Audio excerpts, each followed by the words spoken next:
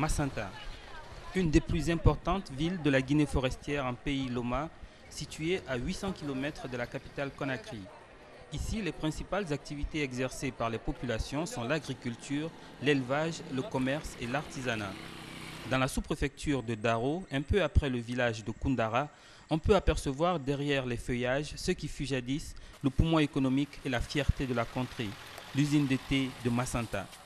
Cette usine fut construite dans les années 60 grâce à la coopération avec la République populaire de Chine, produisant près de 2 tonnes de thé par jour avec plus de 350 employés à plein temps et offrant près de 1000 emplois temporaires.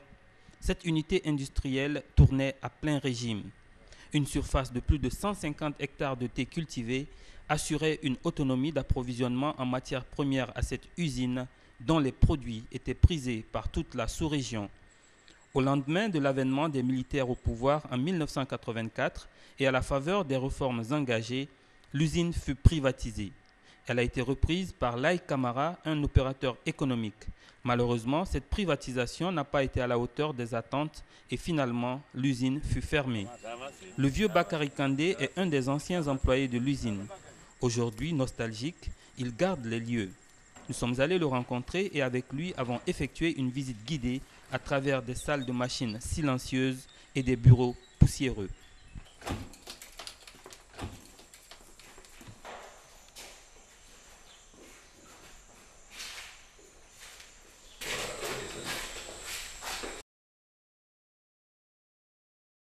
Numéro 1, numéro 2, numéro 3, numéro 5, numéro 6, numéro 7, numéro 8, en 10. Il y a des galets. Ça fait numéro, oui, c'est la carte. Autrement, il y a des machines, il y a des ça fait carré, il y a des broches, il y a. Autrement, il y a des essais à base de quantité. Ni 3, c'est une abat 3 là-bas, il faut que numéro 3. N'est qu'à 5 là-bas, il faut que numéro 5. Abadi la bofana ko ma ko numéro 10 usine me sinewal nan ka usine anzalea almo bi woro le tre mo bi woro ministre wolero fonctionnaire woldo peintre woldo maçon woldo ka yanlo o kala ya an ka dite yu insene entre plantation aluka na bo plantation ka na do usine kono ya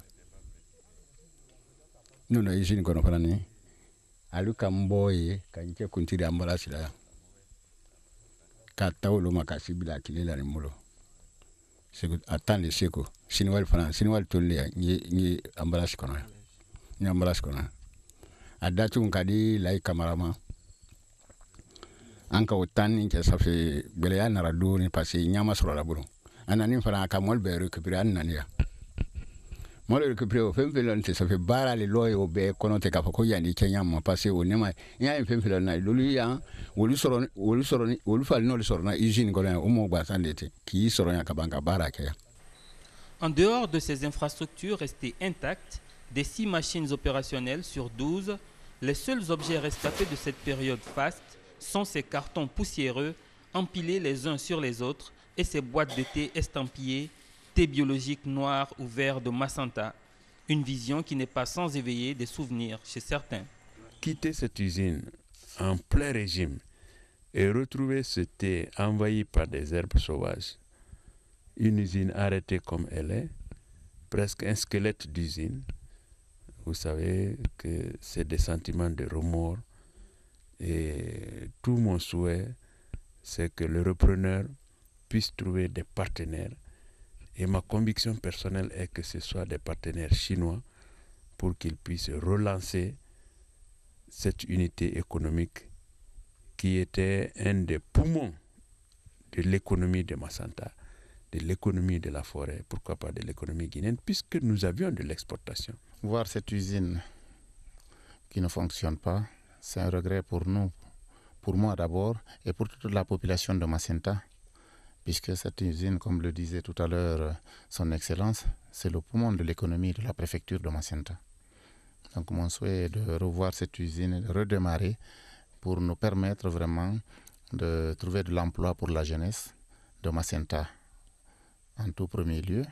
Et maintenant, s'il faut chercher ailleurs, puisque c'est la jeunesse de Macenta qui est en priori, donc je voudrais vraiment voir cette usine redémarrer.